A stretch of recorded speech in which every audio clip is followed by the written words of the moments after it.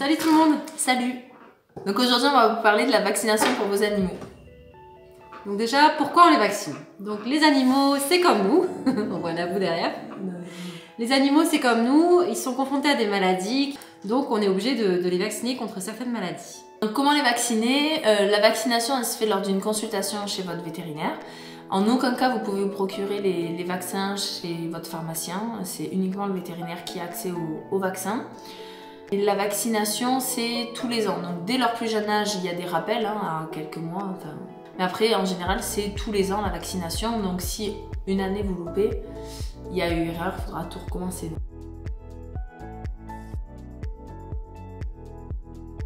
Qui c'est qu'on vaccine contre ces maladies? Déjà, il faut que l'animal soit en bonne santé. Donc le vaccin, c'est quand même un virus, même s'il est inactivé, qu'on injecte dans le corps de votre animal. Donc si vous allez voir que si vous l'emmenez pour une vaccination et que votre chien ou votre chat il n'est pas très bien, le docteur va refuser de le vacciner ce jour-là, il va décaler le vaccin. Donc l'animal doit être en bonne santé. On vaccine déjà les plus jeunes, donc dès 8 semaines, dès le sevrage en fait. Quand vous adoptez un chien ou un chat en général, quand ils sont bébés, ils ont 8 semaines.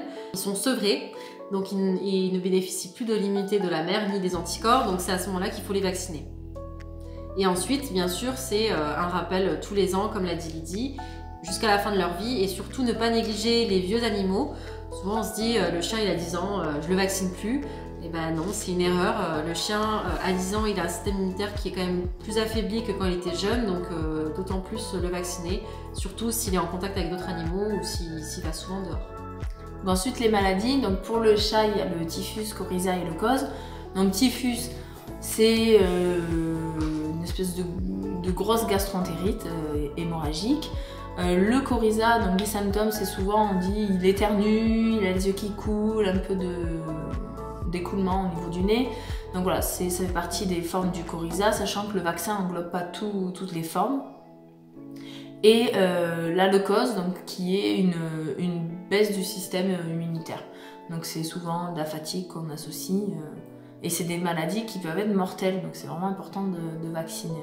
Ensuite, chez le chien, il existe 5 types de maladies pour lesquelles on les vaccine. Donc c'est un package, on le fait en une seule injection. Il y a la maladie de Carré, qui cause une grosse fièvre. Il y a l'hépatite de Rubart, donc c'est une hépatite, donc ça va toucher le foie. Il y a la parvovirose, pardon, qui est comme le typhus, ça fait une grosse gastroentérite, ça fait des diarrhées hémorragiques, ça peut être très mortel, surtout chez le chiot. On a à peu près 80% de chiots qui malheureusement meurent de cette maladie. Et ensuite on a le para-influenza, c'est une partie de la toux de chenille. Donc la toux de chenille c'est un syndrome, c'est comme le coryza, c'est pas un vaccin pour une maladie. C'est un type de virus qui fait partie de la maladie dont on vaccine. Et après, il y a aussi une partie de la leptospirose aussi qu'on vaccine, une maladie qui est transmissible par les os souillés, les urines de rongeurs. Voilà. Après, on est d'accord que la vaccination n'est pas du 100%. Ça va protéger, selon les maladies, 80%, 90% ou même 99% contre les maladies, mais ce n'est jamais du 100%. Donc c'est vraiment, c'est comme nous en fait. On vaccine pour permettre l'animal de se défendre contre ces maladies-là s'ils ont été contaminés, mais c'est pas une protection à 100%.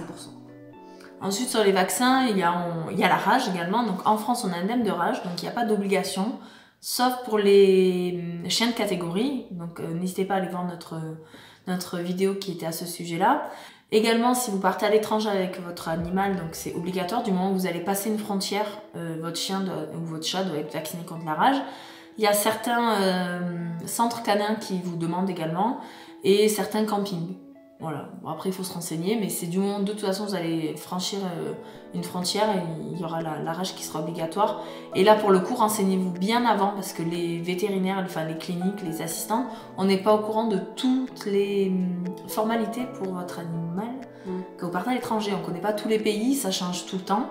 Donc renseignez-vous vraiment plusieurs mois à l'avance parce que certains pays demandent une vaccination contre la rage plusieurs mois avant le départ. Voilà, donc ça sert à rien de venir, je pars demain, il faut que je le vaccine contre la rage, votre chien il passera pas la frontière, ça c'est sûr.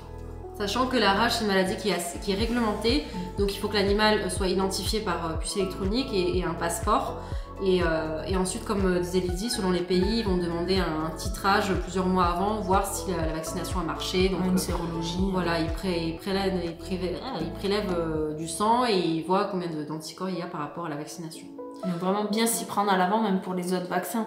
Si vous voulez amener votre animal à l'éducation, il faudra que ces vaccins soient à jour. Donc c'est vraiment quelque chose à regarder sur le petit carnet de santé, c'est important. Et n'hésitez pas à demander conseil aux assistantes ou aux vétérinaires de votre clinique.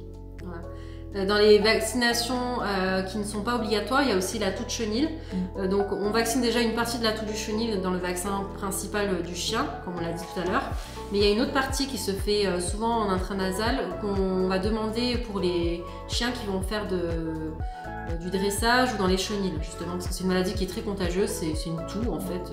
Voilà, donc certains chenilles et certains centres de dressage vont vous demander la toux du chenil. On ne la fait pas systématiquement, on va la faire juste avant. Donc renseignez-vous bien auprès de votre vétérinaire. Donc ça, il faut savoir qu'il y a un vaccin contre la toux du chenil, qui n'est pas du 100% aussi, d'accord. Et ensuite, il y a aussi la leishmaniose. Donc surtout dans le sud de la France, les chiens, donc ça touche que les chiens, c'est une maladie qui est transmissible par les moustiques, précisément le phlébotome. Un moucheron. Voilà, un moucheron, on dit moustique pour être plus simple, mais en fait c'est un phlébotome, c'est un petit insecte piquant. En fait. Donc ce vaccin existe aussi, pareil c'est un protocole qui se fait, maintenant ils ont sorti le vaccin qui se fait quand même une seule fois. C'est à partir des 6 mois du chiot, donc il faut qu'il ait au moins 6 mois, et c'est un rappel tous les ans aussi. Et voilà, pareil, c'est pas du 100%, c'est 85 ou 80%. Il y a la pyroplasmose aussi, voilà. Vaccination, donc pareil. Selon les régions, le vétérinaire va vous proposer des vaccinations. Et en dehors du vaccin classique complet qu'on fait. Donc les vaccins antiparasitaires, ils nécessitent quand même de traiter l'animal. Donc c'est pas parce que vous allez faire des vaccins en plus, donc leishmaniose, pyro, pour nous dans la région c'est des vaccins qu'on fait assez souvent, qu'il faut arrêter de le protéger. Il faut quand même le protéger en pipette, collier, tout ce que vous voulez. Mais c'est une protection supplémentaire. On met toutes les chances de notre côté en les vaccinant en plus. C'est bien de faire vacciner votre chien tous les ans, ça permet de faire aussi un check-up et un contrôle tous les ans pour voir l'état général de votre animal. Quand vous prenez un animal dans un élevage, il n'y a aucune obligation de vaccination. C'est vivement conseillé, c'est très rare qu'il y ait des éleveurs qui ne vaccinent plus, mais c'est pas une obligation, la seule obligation qu'ils ont c'est de l'identifier. Voilà. Mais après ils sont en aucun cas obligés de faire la vaccination, mais vu que vous allez accueillir le chiot ou le chaton à 8, 9, 10 semaines de vie, ou plutôt il est vacciné, mieux c'est. Donc souvent ils font la première vaccination, vérifiez bien, parce qu'ils font, des fois ça peut arriver, ils ne font pas toutes les vaccinations. Donc pareil, vous venez de l'accueillir, l'idéal c'est de faire une petite visite chez le vétérinaire dans la semaine qui suit pour voir si tout va bien. Et hop, on jette un œil sur le carnet de vaccination, on voit si les vaccins ont été faits, quel vaccin, dans combien de temps on va faire un rappel. C'est assez important, mais voilà, c'est assez important.